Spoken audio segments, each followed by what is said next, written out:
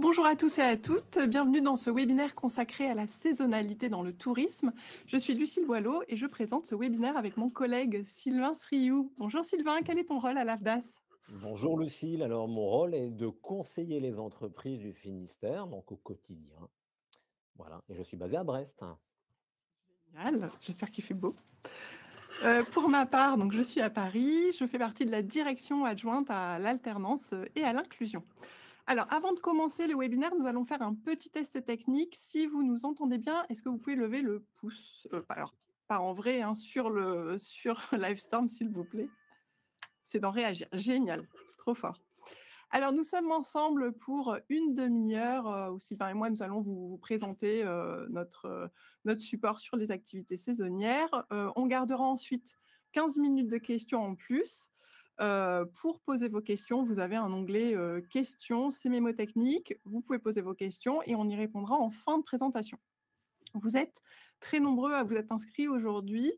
Nous allons essayer évidemment de répondre à vos questions. Si on n'arrive pas à répondre aux questions en 15 minutes, nous prendrons le temps, après ce webinaire, de répondre aux questions par écrit dans l'outil Livestorm. Et à la fin du webinaire, vous allez recevoir un lien vous donnant accès au replay. Donc oui, rassurez-vous, vous aurez un replay. Vous aurez également accès à la présentation dans ce replay. Et donc, vous retrouverez et votre question et la réponse à votre question. Surtout, en fait, des fois, on ne répond pas forcément dans l'ordre aux questions, donc ne vous inquiétez pas si on ne répond pas tout de suite à votre question et ne la reposez pas plusieurs fois parce qu'après, c'est difficile pour nous de traiter le fil de questions. Donc voilà pour la partie technique et donc on va passer au webinaire. Donc aujourd'hui, ce webinaire s'adresse aux entreprises du tourisme. Alors, ce qu'on appelle tourisme à l'AFDAS, ça va être les casinos, l'hôtellerie de plein air, les loisirs comme les parcs d'attractions par exemple, les offices du tourisme et le golf aussi qui a une vraie saisonnalité dans sa pratique. On a regroupé ensemble ces secteurs parce que finalement, on s'aperçoit que vous avez des enjeux communs qui vont être l'attractivité de vos métiers, les faire connaître. C'est vrai que des fois, c'est pas facile. On ne pense pas toujours à aller travailler dans de l'hôtellerie de plein air quand on ne connaît pas. Le recrutement, du coup, la fidélisation aussi, parce que vous travaillez plutôt dans des rythmes saisonniers. Vous allez peut-être embaucher des gens pas forcément sur la totalité de l'année. Et donc, ce qui fait que vous avez besoin régulièrement d'intégrer et de former votre personnel. Pourquoi nous pensons que l'alternance peut être une des solutions? Évidemment, c'est une partie de la solution pour répondre à ces questions d'attractivité, de recrutement et de fidélisation. Parce que déjà, l'alternance, ça va être un contrat qui va vous permettre peut-être d'embaucher sur un plus long temps. Et on s'aperçoit en tout cas que l'alternance marche de mieux en mieux dans vos secteurs, dans les secteurs du tourisme. D'année en année, on a un petit peu plus de contrats. Et alors, on a deux types de contrats. Majoritairement, ça va être plutôt du contrat d'apprentissage. Le contrat d'apprentissage, c'est plutôt pour les jeunes de moins de 30 ans, sauf certains cas, personnes en situation de handicap ou sportifs de haut niveau. Et un contrat en apprentissage vise un diplôme ou une certification, c'est-à-dire qu'à la fin de ce contrat, la personne a un diplôme, tout simplement. Ça va être souvent des contrats de 1 an et plus, et plutôt pour des fonctions transverses ou support. On va observer de la communication, du management, du développement commercial, mais aussi des professions un peu plus ciblées comme animateur de loisirs et de tourisme ou des professions réglementées. En effet, que ce soit dans les campings ou dans certains parcs d'attractions, vous allez avoir besoin de professions réglementées, comme par exemple des éducateurs sportifs. En tout cas, le contrat d'apprentissage, dans ce cas-là, peut répondre à ce besoin-là et est plutôt majoritairement utilisé, entre autres aussi parce que c'est un contrat où il y a un petit peu plus d'aide que pour le contrat de professionnalisation, mais pas forcément toujours selon les secteurs.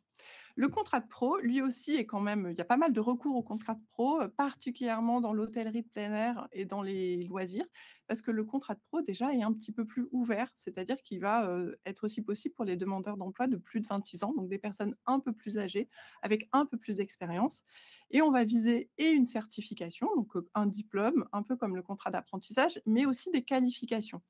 Alors une qualification, ça peut être, viser juste, la maîtrise d'un métier tel qu'il s'exerce dans le secteur et particulièrement dans votre entreprise.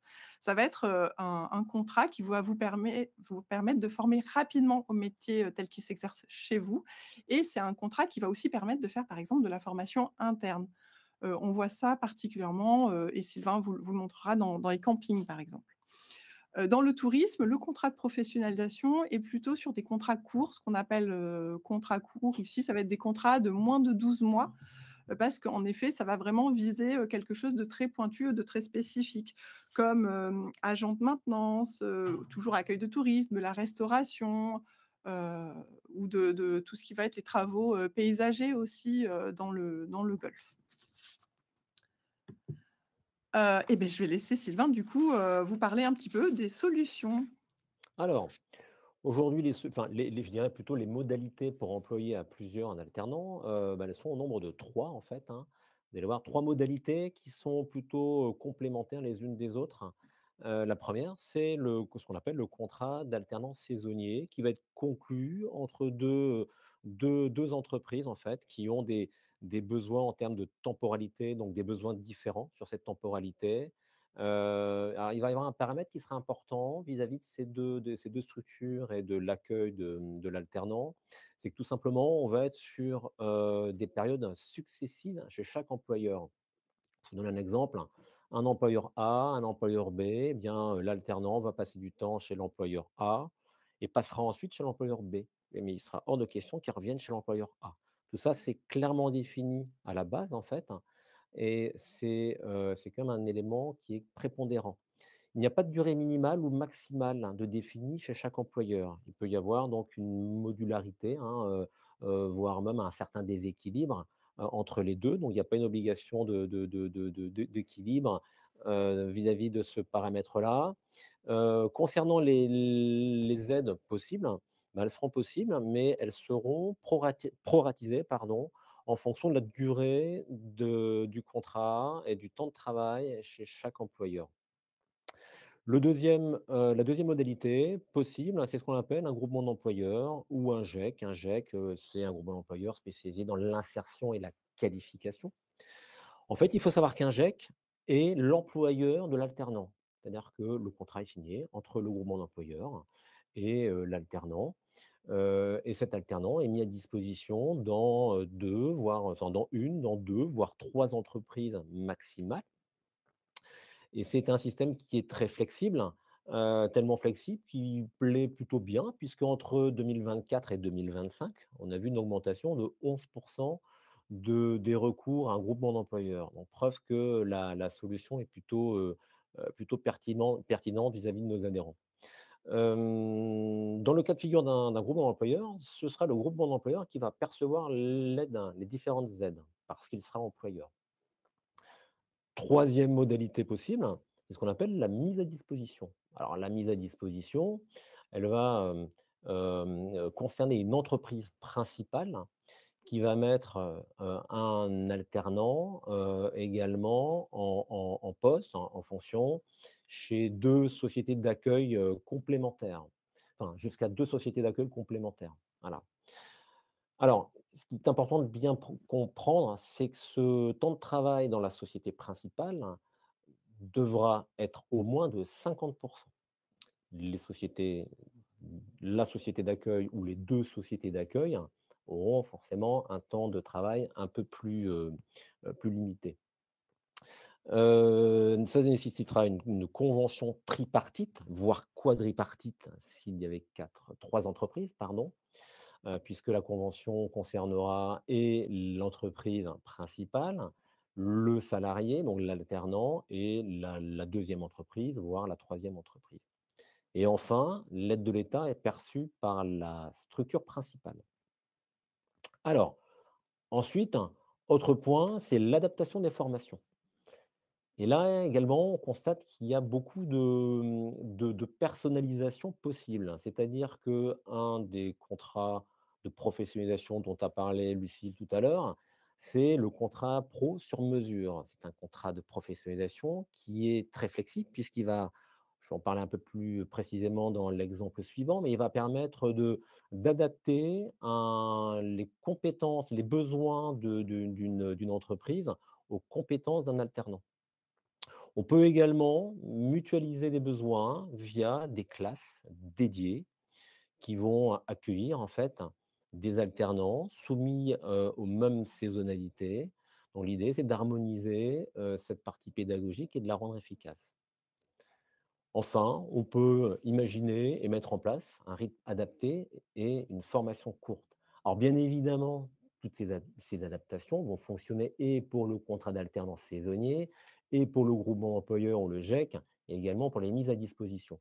Alors il faut savoir qu'aujourd'hui, 80% des contrats pro visent une qualification, soit un CQP, soit une qualification reconnue dans une convention collective.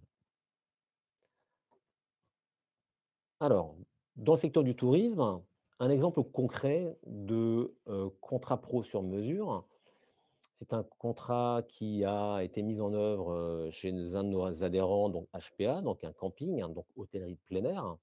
Alors, l'objectif, la mission, c'était de former un alternant en tant que technicien de maintenance. Alors, avec des savoir-faire et des résultats attendus assez homogènes et assez complémentaires, puisque ça allait de l'entretien de piscine, en passant par l'habitation électrique, la plomberie, espace vert, entretien, menuiserie, entretien général, sécurité au travail.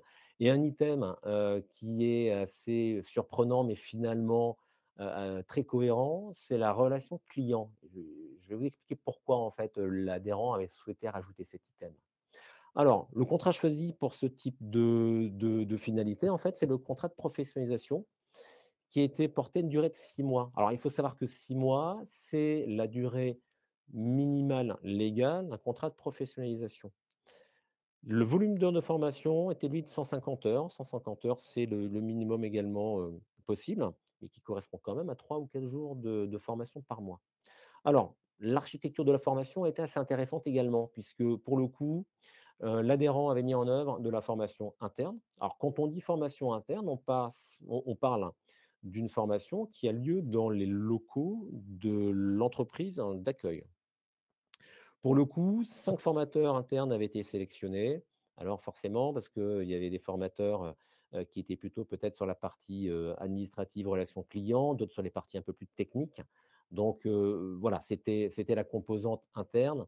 Et en sachant également que ces formateurs internes avaient des prédispositions en termes de compétences, en termes de passage de savoir-faire. Alors, ont été ajoutés plutôt 2 modules de formation externe, donc qui ont été passés chez des prestataires, hein, externes au camping, puisqu'il s'agissait de former l'alternant sur de l'habitation électrique et sur de l'entretien des piscines, thématiques, pour lesquelles le camping n'avait pas le savoir-faire. Alors quels sont les avantages de ce type de contrat? Je pense que vous l'avez bien compris. C'est un rythme adapté à la saisonnalité du camping. C'est un programme totalement adapté au profil du candidat et totalement adapté aux besoins du camping, donc de l'adhérent. Les étapes, quant à elles, bien, en amont, c'était la définition des compétences recherchées, c'était le recrutement du candidat et c'était l'élaboration du parcours de formation adapté. Alors, pour information, il existe une formation qui s'appelle technicien de maintenance, qui est un petit peu similaire en fait comment dire, à ce programme de contrat pro sur mesure. Voilà, donc sachez-le, c'est une alternative également. Alors, pour compléter, un exemple concret, et assez parlant en fait d'un contrat d'apprentissage saisonnier et surtout du planning, du calendrier. Le besoin des adhérents, c'était le développement des activités de loisirs en montagne. L'objectif, c'était de former un alternant à la licence professionnelle tourisme et loisirs sportifs, activités sportives de montagne. 2 adhérents, un de l'AFDAS, puisqu'il s'agit d'un camping pour la saison d'été, et un autre adhérent donc, ne relevant pas du champ de l'AFDAS, puisqu'il s'agit d'un hôtel-restaurant pour la saison hivernale. Alors ce qui est très intéressant, en fait, ne serait-ce que visuellement, c'est de constater que la partie court, donc en bleu sur le calendrier, correspond à un temps, pour lequel les adhérents n'ont quasi pas d'activité. Donc autrement dit, le temps passé en centre de formation, en CFA, et ben, c'est du temps qui finalement dans l'entreprise n'aurait pas eu de raison d'être puisque les entreprises pour alors n'étaient pas en activité ou étaient en saison, en saison morte. Alors, le contrat choisi est un contrat d'apprentissage de 11 mois, préparant donc une formation diplômante. Alors, l'avantage, ben forcément, comme je le disais, c'est un rythme totalement adapté à la saisonnalité de chaque employeur et également une répartition des coûts. Donc, on parle entre autres des salaires. Comment faire? Bah, la mise en œuvre, en fait, hein, elle est quelque part assez logique. C'est-à-dire que la première chose, c'est de trouver un candidat qui soit quelque part un peu flexible. Pourquoi flexible? Parce que, il va y avoir 2 entreprises, donc de ce fait, peut-être 2 façons de travailler différentes, et donc ça veut dire tout simplement que, bah, le candidat, il aura envie d'aller, chez l'une et chez l'autre sur des saisons différentes. Trouver un co-employeur sur le même territoire, c'est peut-être effectivement l'un des éléments, ben, fondamentaux parce que, dans la partie, comme, c'est une partie tripartite, et ben, les 2 entreprises doivent être, relativement, raccords et surtout extrêmement complémentaires en termes de chronologie. Et enfin, il y a un dépôt des contrats auprès de chaque OPCO. Alors pour le camping, ça se fait auprès de l'AFDAS, pour l'hôtel-restaurant, ça se fait auprès de son OPCO. Tourisme, dynamique de territoire. Alors là également, ce qui est très intéressant, c'est donc on est sur un planning de formation, qui prépare, au titre professionnel un responsable d'établissement touristique et ce qui est très intéressant dans ce planning en fait, c'est de voir le décalage en fait, lié au démarrage de la formation. Alors on est sur une formation qui dure, un peu plus d'une année et qui démarre en février. Alors c'est intéressant parce que traditionnellement, on se dit: «Ben non, mais moi un apprenti, ça m'arrange pas parce qu'il va démarrer en septembre ou octobre, nous on aura encore de l'activité potentiellement donc ça peut pas marcher». Ben non, en fait, force est de constater, que l'alternance et décalage de démarrage de formation, ça peut marcher et puis ça existe en fait, hein. Donc c'est-à-dire que concrètement, l'alternant, en fait, a démarré en février, donc pendant, vous voyez, pendant un mois et demi, eh bien, il a été en centre de formation, en CFA et après, pendant, plus de 6 mois, il a été donc, ben, libéré, donc il a passé du temps en structure. Alors si je ne me trompe pas, on devait être sur un organisme de tourisme et pour le coup, il était durant la pleine saison, donc, opérationnel en entreprise avec une montée en compétences professionnelles et en fin de saison, bah, il repassait donc en centre de formation avec un peu de temps encore de retour en entreprise. Voilà, donc là encore, on est sur quelque chose de pertinent vis-à-vis de nos adhérents, vis-à-vis des attentes également des alternants. Quels sont les avantages au final? Eh ben, le premier, je dirais, c'est d'embaucher une personne sur une durée plus longue, plutôt que de l'embaucher sur quelques mois. Bah, là, on va être quasiment sur un peu plus d'un an. Accompagner une montée en compétences en toute logique, puisque le temps passé en entreprise est quand même plutôt long, donc il permet justement du management, il permet cette montée en compétences. Le point positif complémentaire et qui n'est pas des moindres, c'est le bénéficier d'aide également, sur ce contrat d'alternance. Je complète un petit peu, Sylvain, dans ce que tu dis. En effet, ce genre il y a des CFA qui proposent ce type de formation plutôt sur les territoires où il y a un tourisme, d'hôtellerie plein air, ou de parcs, touristiques, de parcs, pardon, de loisirs. N'hésitez pas, nous avons aussi une carte apprentissage. Si vous identifiez des besoins métiers, vous pouvez aussi chercher par métier dans cette carte apprentissage sur notre site internet et ça va faire remonter aussi les organismes de formation qui forment à ces métiers. Parce qu'un organisme de formation qui forme à des métiers de tourisme a tout intérêt à proposer quand même une alternance adaptée à ce tourisme. Et d'ailleurs, quand on observe les dates de début de contrats en alternance dans le tourisme, on s'aperçoit, alors, il y a une grande majorité, c'est vrai, en septembre, comme ça, il y a des cours en septembre-octobre, et puis on sait que les saisons de tourisme s'agrandissent, mais on a toujours un pic de début de formation en janvier, février, mars. Donc, des formations sont proposées aussi dans ces périodes. Est-ce que je continue du coup, Sylvain? Si tu veux, oui. Hop là, mince. Pour continuer ces années, donc là, on vous a proposé un calendrier décalé pour vous montrer que de l'offre existe, sur ces calendriers décalés, mais il y a aussi la question de la succession de contrats dans un territoire ou dans une même entreprise. C'est-à-dire que quand on observe, on a un peu regardé les contrats, signés en 2025 et on s'est aperçu que quand même un quart de ces contrats étaient des contrats où il y avait déjà eu un apprentissage, l'année précédente. Donc où on a quand même un alternant qui est en train de monter en compétences de métier en métier, de niveau en niveau, chez le même employeur ou un deuxième employeur.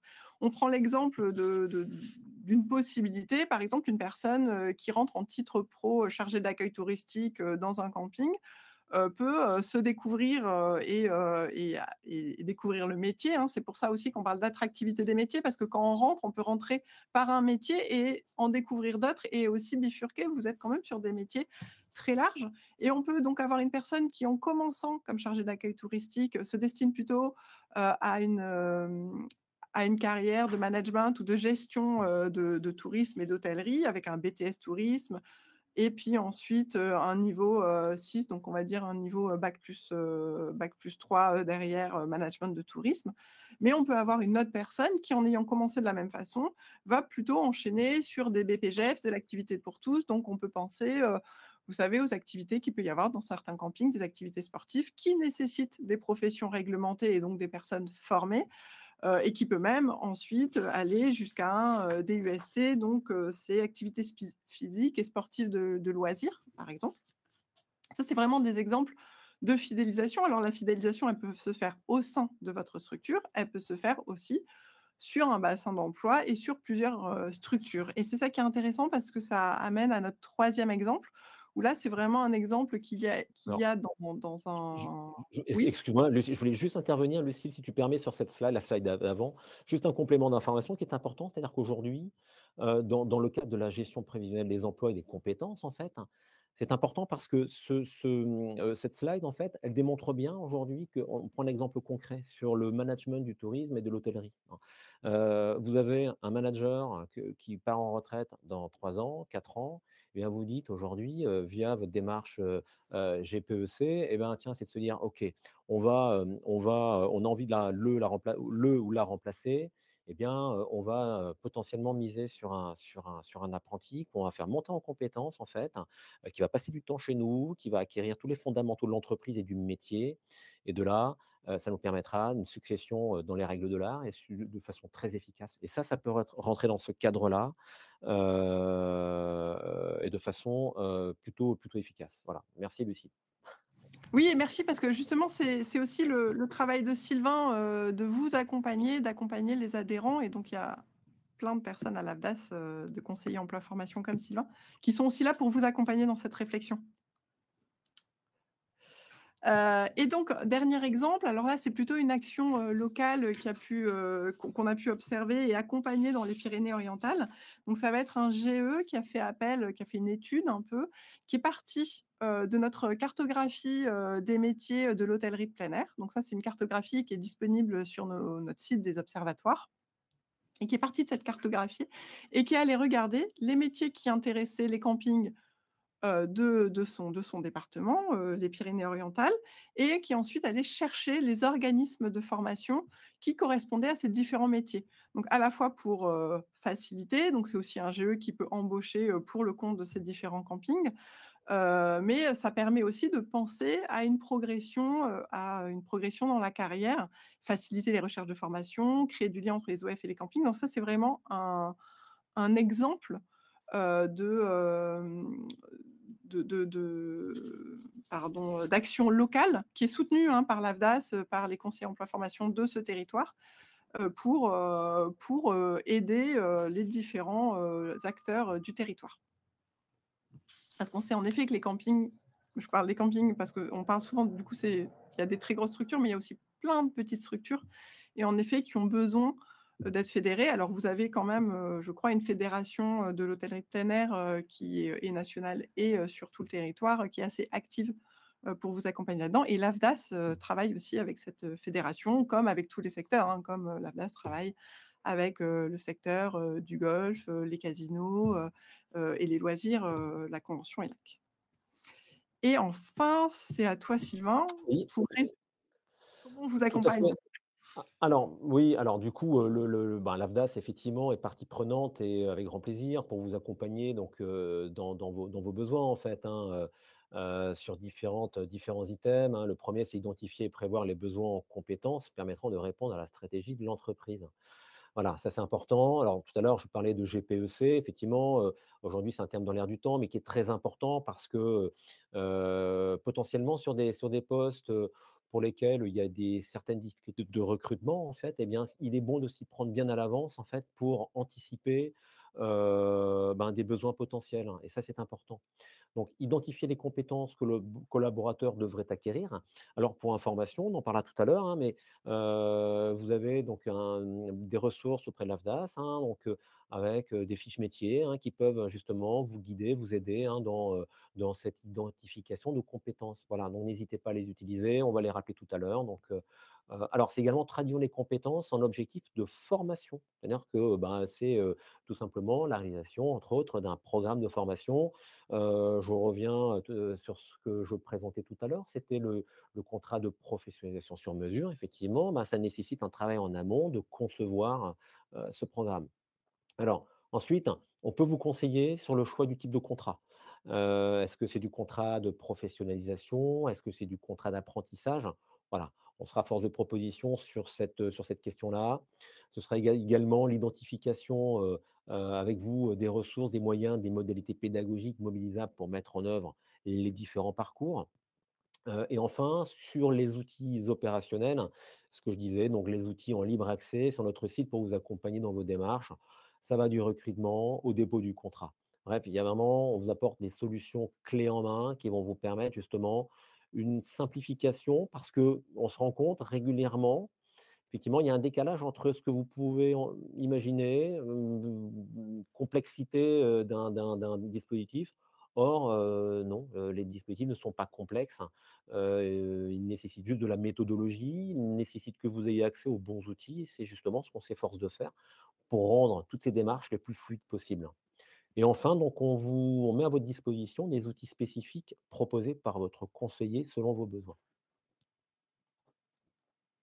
Alors, pour faire le lien, hein, ce que je disais précédemment, voilà, aujourd'hui, on a différents éléments sur lesquels vous pouvez vous baser. Donc on a l'enquête alternance, concernant la définition du besoin, donc qui est disponible, hein, vous pouvez la consulter. On a donc, également la plateforme Recruter autrement. On a également Carte apprentissage qui vous permet de trouver la bonne formation dans votre secteur. On a l'outil Calcul alternance qui vous permet de faire une simulation financière pour un éventuel contrat d'apprentissage ou contrat de professionnalisation. On a également, tous les éléments informatifs liés à la formation tutorale puisque, le tuteur est un élément clé d'un contrat d'alternance. Et enfin, on a le portail Maya que normalement vous connaissez puisque c'est l'interface qui vous permet de faire vos démarches régulières auprès de l'AFDAS et ce portail Maya va vous servir également à faire le dépôt du contrat d'alternance si contrat il y avait en fait. Enfin, les ressources disponibles. Donc on a des ressources diverses. Là, il y a un exemple, les ressources sur le contrat d'apprentissage et le contrat de professionnalisation qui sont des guides qui sont bien conçus, pardon. Et vous avez également un peu plus haut donc un QR code qui vous permet d'avoir accès à toute cette base. Alors, la répartition de l'AFDAS, vous voyez qu'on est bien représenté sur tout le territoire, hein, de Brest à Strasbourg en passant par Lille, Marseille, Paris, Bordeaux. Voilà, ça correspond à peu près aujourd'hui, et c'est pas à peu près, c'est même précisément à 25 implantations territoriales. Vous avez une question, à nous poser, vous avez différentes modalités. Soit vous passez par votre espace Maya en utilisant la rubrique demande de contact, et cette rubrique, en fonction de votre question, ben, vous aurez la certitude que votre question arrivera au bon service. Vous avez également le numéro unique pour joindre notre service. Et enfin, je pense que vous connaissez, ou j'espère que vous connaissez les noms et avec les coordonnées de vos conseillers emploi formation qui pourront répondre à des questions qui seraient un petit peu plus spécifiques. Et enfin, bah, restons connectés, donc on est disponible, hein, on reste à votre disposition sur internet.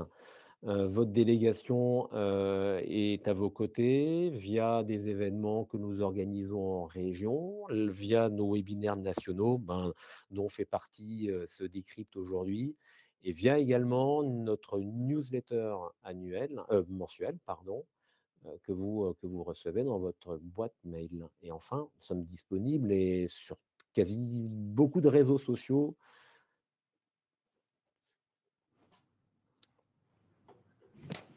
Super. Voilà, je crois qu'on a fait le tour. Merci Sylvain. Merci Lucille. Alors on va peut-être, venir aux questions. Est-ce que tu veux commencer? Alors je te dis ça parce qu'il me semble que ça peut peut-être te concerner. Comment trouver un autre employeur qui aurait un besoin sur une autre période de la nôtre? Qu'est-ce que tu Alors conseilles? Alors, ce que je conseillerais, moi, il y a une certaine logique. C'est-à-dire que, la logique aujourd'hui, on se rend compte que, soit effectivement alors, les têtes de réseau, tout dépend en fait je dirais de la branche en fait, hein. Alors on ne sait pas de quelle branche, voilà, enfin émane la question, mais voilà, je prends on reprend la branche HPA. Aujourd'hui, la branche HPA est quand même très présente via ses têtes de réseau régionales. Ces têtes de réseau peuvent très bien, relayer un message. On peut également imaginer, et c'est vrai que je pense que c'est aussi peut-être une piste qui est sous-exploitée, c'est le candidat à l'alternance, en fait. Les candidats à l'alternance, dès lors où ce candidat est intéressé par justement 2 employeurs sur un contrat pro saisonnier, enfin sur une alternance saisonnière, pardon, eh bien, il peut très bien aussi avoir des idées, puisqu'on se rend compte que certains saisonniers, l'été, donc travaillent dans une structure et l'hiver travaillent dans une autre structure. Voilà, et donc peut-être qu'eux aussi peuvent être force de proposition. Les organismes de formation, je pense. Oui, tout à fait, effectivement. Donc, ça va dépendre un peu de la dynamique de votre territoire. Soit il y a des regroupements régionaux, soit par secteur, et puis votre conseiller emploi formation, hein, peut aussi, localement, bah, je pense que vous connaissez tous, Sylvain, ce qui se passe sur votre territoire. Tout à fait. Heu, Quelles sont les démarches pour créer un GE? Alors là, pour le Ça, coup, c'est une grosse question. Il y avait une question un peu au-dessus aussi sur la question sur les GEC. Alors pour le coup, il y a vous pouvez vous regarder il y a des fédérations de GE qui peuvent être sur des dynamiques locales, régionales ou, par, secteur. Là, je vous invite vraiment, d'aller voir directement auprès des GE, des GEC. Encore une fois, vous pouvez quand même poser la question, pas forcément sur comment créer, un GE, à votre conseiller emploi formation, mais en tout cas, il va connaître, les GE du secteur, ou les regroupements, de GE. Parce qu'il y a des associations qui regroupent plusieurs GE aussi. Donc, ça peut aussi passer par là. L'intervention de prestataires externes est-elle obligatoire ou bien tout peut se faire en interne? Sylvain, tu répondrais alors quoi? Alors oui, l'intervention d'un prestataire externe n'est pas obligatoire. Alors, vous pouvez très bien, imaginer une formation 100% interne, il n'y a aucun problème, hein. Après, si vous n'avez pas la ressource, les moyens techniques ou la ressource en interne, hein, pour, dispenser la formation, il est bien dans ces cas-là de prévoir une formation, en externe. Vous pouvez également, on imagine, un office de tourisme, un camping, un parc de loisirs, vous pouvez très bien en externe, aller, acheter une formation SST par exemple. C'est vrai que c'est bien d'avoir des salariés, dès lors où vous avez un contact avec le public, c'est bien. Nous on conseille, hein, après c'est les adhérents qui vont prendre cette décision ou pas, de faire former par exemple sur du SST. Mais oui, pour répondre à votre question, non, il n'est pas d'obligation de formation externe. Non, mais c'est quand même l'occasion de réfléchir aussi à ce que, comme dit Sylvain, hein, tout ce qui va être secourisme, hygiène et sécurité, habilitation électrique, ça peut être quand même très intéressant dans vos secteurs de former à ça et ça vous permet quand même d'intégrer le coût de ces formations dans le contrat donc d'avoir l'AFDAS qui va financer une partie de ces formations plutôt qu'utiliser votre plan de développement des compétences. Donc ça peut avoir un vrai intérêt. Moi, j'aurais plutôt tendance à le conseiller sur tout ce qui va être voilà, sécurité, hygiène et électricité, secourisme, tout ça. Alors pour les formateurs, donc Mélodie, vous nous posez une question sur les sujets des formateurs, sur la maîtrise du domaine ou c'est un superviseur de l'apprentissage. Attention, on déconnecte bien le tuteur, tout contrat d'apprentissage ou de contrat de professionnalisation a un tuteur ou un maître d'apprentissage. Ce tuteur ou ce maître d'apprentissage doit maîtriser le domaine dans lequel il accompagne l'apprenti, soit parce qu'il a un diplôme équivalent, soit parce qu'il travaille dans ce domaine depuis au moins 2 ans. Donc ça, c'est le tuteur, quel que soit le type de formation, qui va accompagner l'apprenti. Ce tuteur, il peut être soit salarié, soit ça peut être le gérant ou le conjoint collaborateur ou un président d'association. Ici, dans nos secteurs, c'est pas forcément le cas, mais je pense aux gérants dans les campings, donc ça peut être lui ou elle, le tuteur ou la tutrice, mais c'est obligatoire qu'il y ait toujours un tuteur et une tutrice pour un contrat en alternance. Quand on parle de formation interne, le formateur ou la formatrice, c'est autre chose. Ça va être une personne qui va être en charge de transmettre les savoirs d'une spécialité. Donc, si c'est un formateur, formatrice vous avez estimé qu'il fallait faire une formation accueil client, ça va être donc bien quelqu'un qui maîtrise l'accueil client. Donc, vraiment bien déconnecté. Dans tous les cas, il y aura, que la formation soit interne ou externe, il y aura un tuteur ou une tutrice qui va accompagner l'alternant. Et si il y a la formation interne, il y aura un formateur interne. Vous avez on en a un petit peu parlé. Vous pouvez retrouver aussi sur notre chaîne YouTube, dans une playlist alternance, toutes les informations vraiment plus pointues sur l'alternance, par exemple sur l'accueil et les conditions d'accueil d'un alternant, la lutte contre les ruptures, ou même tout ce qu'il faut savoir sur les aides, etc. dans l'apprentissage ou le contrat de pro. Je vous invite aussi à aller regarder éventuellement ces webinaires, ne serait-ce que pour aller voir juste les parties qui vous intéressent. Alors, pour compléter juste ce que tu dis, Lucie, si tu permets, sur les formations internes, sur les formateurs internes, en fait, ce qui est important, hein, c'est tout simplement de s'assurer que le ou les formateurs ont les compétences pédagogiques. C'est important parce que vous pouvez très bien avoir des salariés qui sont qui sont bons techniquement, en fait, hein, mais qui n'ont pas forcément cette propension à savoir faire transmettre leur savoir entre guillemets, voilà. Donc ce qui est important, aux décideurs de l'entreprise, en fait, de bien s'assurer que, ben, le ou les futurs formateurs internes auront ces compétences pédagogiques qui seront prépondérantes au succès de l'alternance. Alors, on a une question sur les écoles qui proposent des rythmes en février. Donc, on parlait des rythmes un petit peu qui sont moins conventionnels. Alors là, comme ça, on ne peut pas vous répondre. Vous pouvez utiliser la carte apprentissage. Vous pouvez aussi contacter votre conseiller emploi formation s'il connaît dans votre secteur des formations.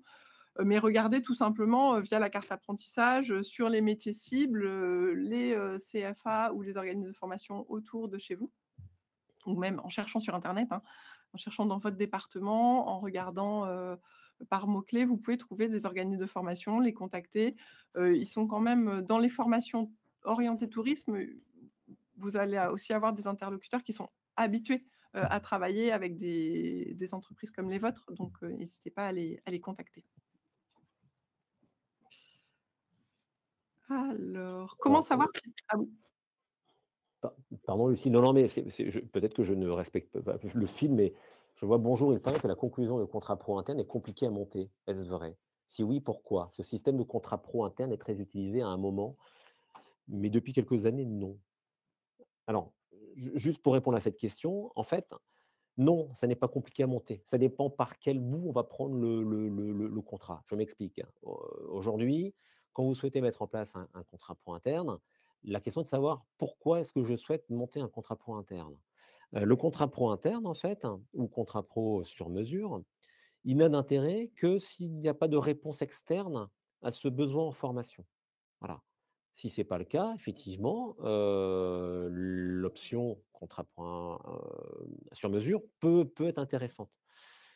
Je dirais la gymnastique en fait, qui est à mettre en œuvre, par la structure, c'est le programme de formation.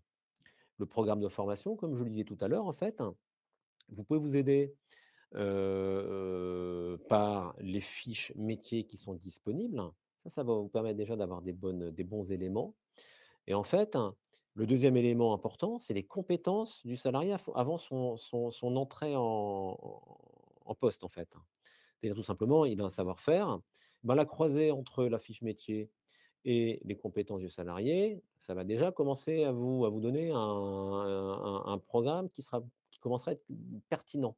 Ensuite, pardon, à ce programme, vous allez pouvoir y ajouter, ben, ce qu'on disait avec Lucie tout à l'heure, de la formation externe, des modules, qui seront complémentaires ou de la formation interne. Tout à l'heure, on parlait, sur l'exemple de contrat pro sur mesure que j'ai cité en fait. Eh bien, on parlait d'accueil client, de relation client, ben, voilà. Après, selon votre sensibilité, selon entre guillemets, les spécificités de votre, structure, eh bien, c'est vous après qui allez ajouter cette petite dose et ce qui fera justement le succès de ce contrat, c'est cette hyper personnalisation. Mais pour répondre à votre question, non, c'est pas compliqué.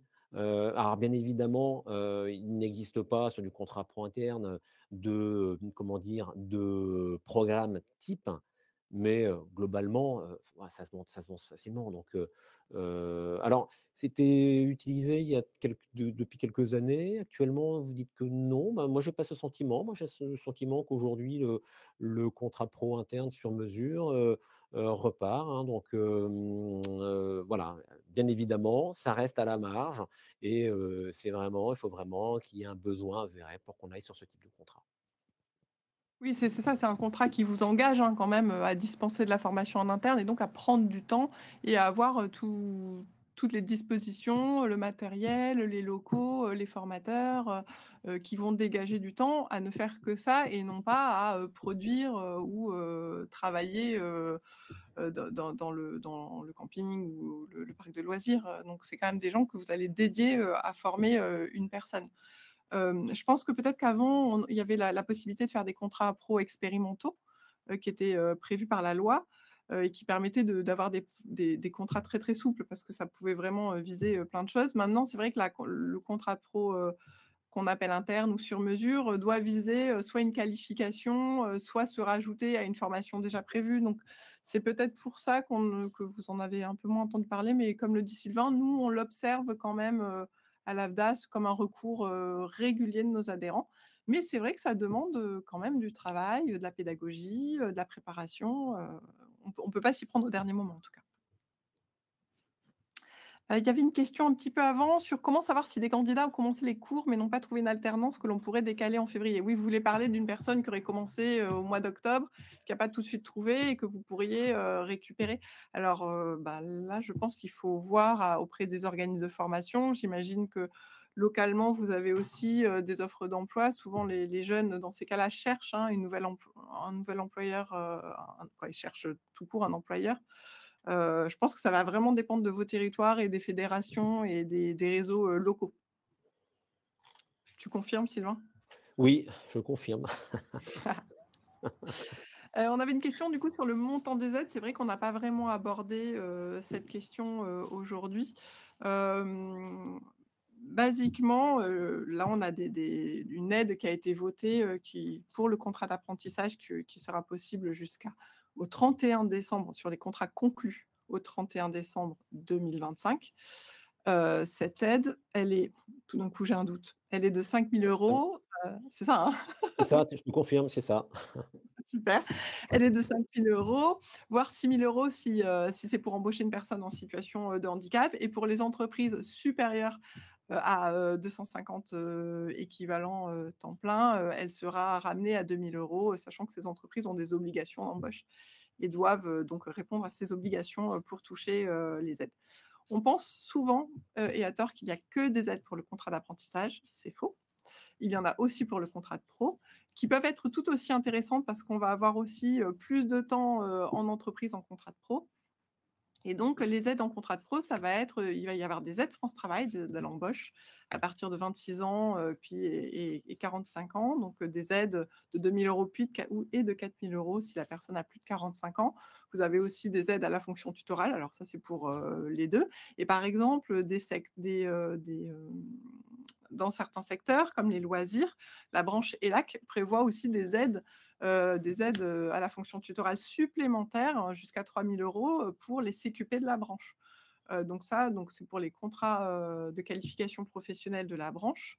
Il y a des aides, par exemple, en plus, qui peuvent être, données, dans le cadre des contrats de pro. Donc en fonction de votre secteur, des métiers visés, heu, regardez vraiment, quel contrat sera le plus intéressant. Nous avons un simulateur, hein, un calcul alternance sur notre site internet, donc vous pouvez simuler et ça vous comparera un peu le coût contrat, à la fois la prise en charge de la formation, par l'AFDAS, le coût du salaire minimal, imposé, par la loi, dans votre secteur, et aussi les aides auxquelles vous avez droit, en fonction de votre secteur, et du type de formation. Quand vous faites cette simulation, vous avez en plus un petit bouton qui vous propose de contacter votre conseiller. Donc vous pouvez faire la simulation, remplir, cliquer sur ce petit bouton et votre conseiller recevra et votre simulation et la demande de contact. Donc n'hésitez pas à utiliser le simulateur, alternance, le calculateur alternance, pardon. Est-ce on a répondu à pas mal de questions. Alors il y a une question sur le budget 2026, sur les déductions de charges alors c'était plutôt les déductions de charges accordées sur les contrats d'apprentissage, il me semble. Alors a priori ça n'a pas été, voté, mais clairement, nous, pour l'instant, On ne rien sait pas. n'est on ne sait pas. Donc, ça, on sera averti, par un décret, par une loi, par un décret d'application, mais pour l'instant, on n'a pas de visibilité. J'ai plutôt l'impression que ce qui a été, retoqué, qu'il y a pas de il y a pour l'instant, il n'y a pas de réduction, de charges de cotisations, salariales, mais, et il me semble que c'était plutôt sur le contrat d'apprentissage, pas sur le contrat de professionnalisation, parce qu'il n'y a pas de réduction de charges salariales sur le contrat de pro. Qu'est-ce qu'il y a d'autre? Oui, il y a une suggestion. Oui, pour les petites régions en camping, par golf, serait-il possible de proposer des formations communes aux différents secteurs, tels que ouvriers de maintenance, réception? Alors, ça existe dans certaines régions. Je ne sais pas si ça existe dans toutes les régions, mais en tout cas, dans la plupart des régions, avec, des campings, des golfs, des parcs d'attractions, ça existe. Vous pouvez, hésitez pas si vous ne trouvez pas, si vous ne savez pas à quelle tête de réseau vous adresser, demandez à votre conseiller emploi formation, conseillère emploi formation, s'il a des informations, parce qu'encore une fois, les personnes, comme Sylvain vivent sur leur territoire, travaillent, avec, vous, avec tous nos adhérents et donc connaissent bien leur, leur région. Tac tac. On avait une question là, du coup, concernant la motivation des candidats qui pourraient interrompre leur contrat, quel accompagnement? En fait, en substance, hein, moi je vous répondrai, là alors il y a un élément, important sur un contrat d'alternance, c'est le rôle du tuteur, hein, alors ce tuteur, il va être plus qu'important pour, justement, garantir quelque part la réussite du contrat, même si effectivement, il peut y avoir, quelquefois des ruptures anticipées, hein, mais voilà. Alors, je vous ramènerai également, je vous propose, il y a eu un webinaire, récemment sur, le rôle du tuteur en fait, hein, et je vous invite, alors vous trouverez sur YouTube, hein, ou dans les éléments qu'on vous transmettra, hein, vous aurez la liste normalement et puis vous pourrez y accéder et justement ça répondra à votre question puisqu'effectivement, voilà, le tuteur rapidement, c'est un manager, hein, ni plus ni moins, mais un manager, dédié, à la montée en compétence de l'alternant, hein, avec, une propension plutôt, comment dire? Plutôt positive en fait à comment dire? Accompagner l'alternant. Voilà.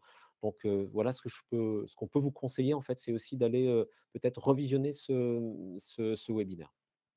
On a aussi un webinaire rupture où on parle aussi du médiateur, la médiatrice de l'apprentissage.